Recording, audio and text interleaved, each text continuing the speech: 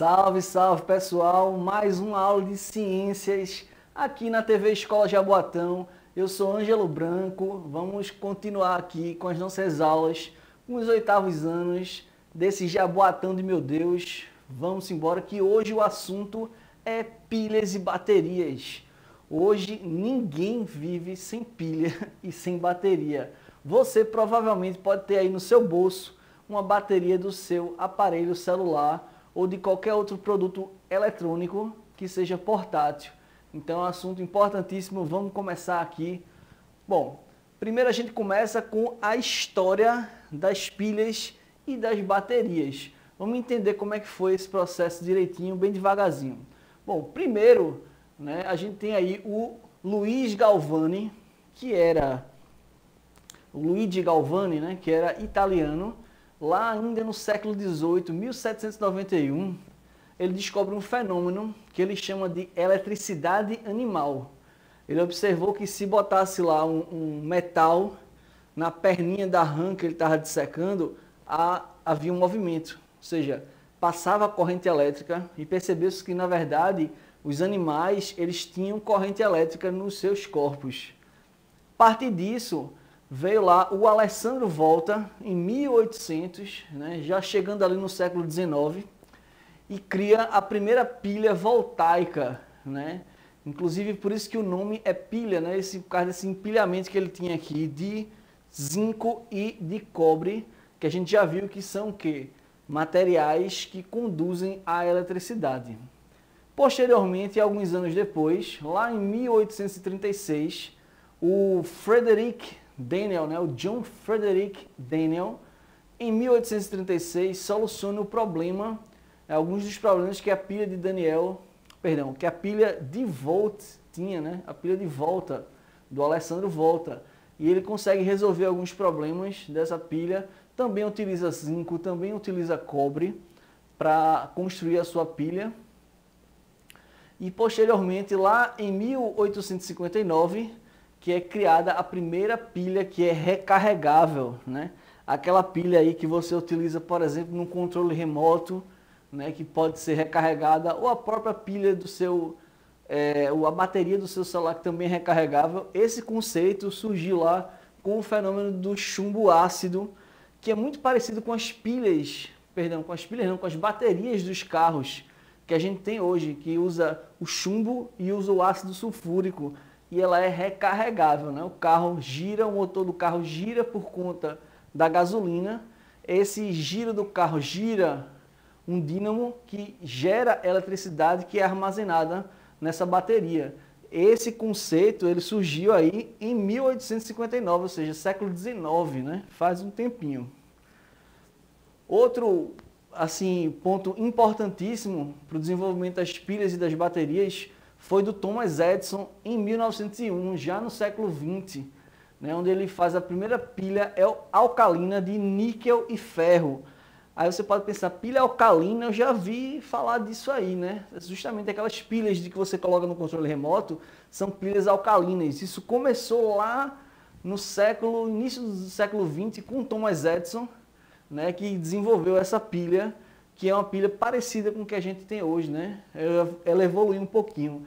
Essa imagem aí, essa pilha aí tinha um tamanho mais ou menos desse tamanho aqui. Hoje a gente tem as pilhas assim bem pequenininhas, Bom, e aí a gente chega nas pilhas que nós utilizamos hoje, São vários tipos de pilhas diferentes. A gente começa com a pilha comum, Pilhas e baterias são dispositivos que transformam a energia química em energia elétrica. Ou seja, você vai ter alguns componentes ali, algumas substâncias químicas. No caso da pilha comum, você tem aí o grafite, você tem uma pasta de dióxido de manganês, dentre outras substâncias ligadas a alguns outros materiais, como por exemplo zinco, como por exemplo níquel, em alguns outros exemplos. Essa pilha ela não é tão, digamos assim, eficiente. Existem pilhas muito melhores, como por exemplo as pilhas alcalinas, que a gente já tinha falado aqui. Elas utilizam o hidróxido de sódio, que é uma substância química. Através de uma reação química, elas transformam em eletricidade e é utilizado aí nos aparelhos eletrônicos que nós temos. A vantagem da pilha alcalina é que ela tem uma grande quantidade de energia, né? Elas duram muito mais do que uma pilha comum, por exemplo. Passando aí para frente, a gente tem uma pilha que também talvez nem seja tão usada, né? Que são as pilhas de relógio de pulso. São chamadas de baterias de lítio, ou simplesmente pilha de lítio também. Essa pilha, ela tem aí, ó, dois lados, né? Um lado dela é chamado de ânodo, que é negativo, e outro lado chamado de cátodo, que é positivo, né? Ela forma aí dentro dela, ela tem um eletrólito, que nada mais é do que uma substância que deixa passar a corrente elétrica para que seja alimentado ali o relógio. Vamos entender isso aqui melhor nesse próximo slide aqui, entender o que é um íon, né? Íon é uma estrutura onde você vai ter a possibilidade de passar corrente elétrica. O ótimo exemplo que a gente tem aqui no slide é o quê? São o que a gente chama de solução de água e sal, né? Uma solução salina. Ou seja, pega lá o copo d'água, joga um pouco de sal e ali ele vai ser dissociado em íons. O sal de cozinha, ele é o NaCl, ou seja, o cloreto de sódio.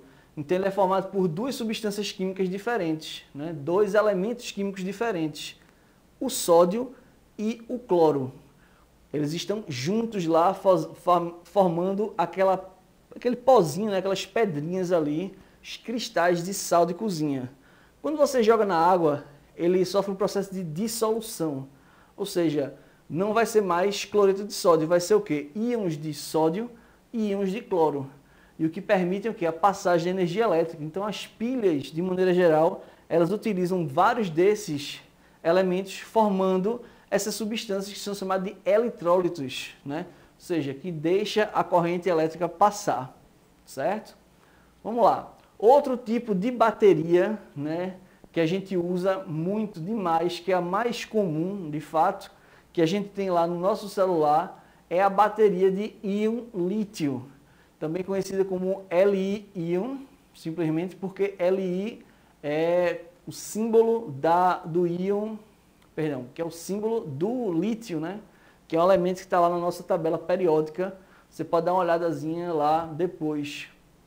Ela é excelente porque ela tem o dobro da capacidade das baterias comuns de maneira geral. São as baterias mais utilizadas hoje em dia. Por quê? Porque ela tem uma grande capacidade, né, de armazenar energia, como por exemplo a dos celulares, como você vê aí na imagem, tá? Bom, outro tipo de bateria, que é uma bateria mais evoluída, certo? É a bateria de lítio polímero. Que a diferença é o seguinte, em vez de ele usar uma substância química como eletrólito, né, ele vai utilizar uma substância sólida, né, que a gente chama de polímero. Polímero pode ser qualquer plástico que a gente tenha, ele é chamado de polímero, tá? E no caso específico é o que a gente chama de óxido de polietileno. Você já deve ter ouvido falar aí, polietileno é o plástico comum que a gente tem aí no nosso cotidiano.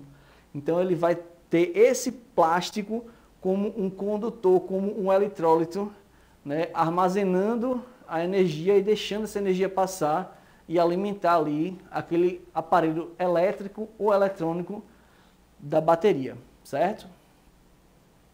A bateria de chumbo ácido, que é a bateria que a gente usa lá nos automóveis, tá? Ela vai ser aí, vai ter umas placas de chumbo, né, revestidas, formado por óxido de chumbo, né, e mergulhadas no ácido sulfúrico. Então essas substâncias sofrem reação química e geram eletricidade. Então, inclusive, ela é uma bateria que é recarregável, tá? Ela tem uma durabilidade aí pelo menos de uns 3 anos, mais ou menos. Bom, mas e o que fazer depois que a pilha e a bateria não prestam mais? Depois que a bateria e a pilha acaba a vida útil, né? Esses componentes têm uma vida útil, depois de um tempo a gente precisa o quê? Jogar elas no lixo. Então a gente precisa ficar muito atento à questão do descarte de pilhas e baterias. né? Por quê? Porque esse material ele é extremamente tóxico, né? Ou seja, existem substâncias químicas ali que podem prejudicar a natureza, prejudicar o meio ambiente, contaminar água, contaminar solo, como é o caso do chumbo, do cobre, do mercúrio, do níquel, do próprio lítio, das baterias de celular, por exemplo, né? Elas precisam ser descartadas de maneira correta. Por quê? Porque esse material ele pode causar mal à nossa saúde e pode também causar mal à saúde do meio ambiente.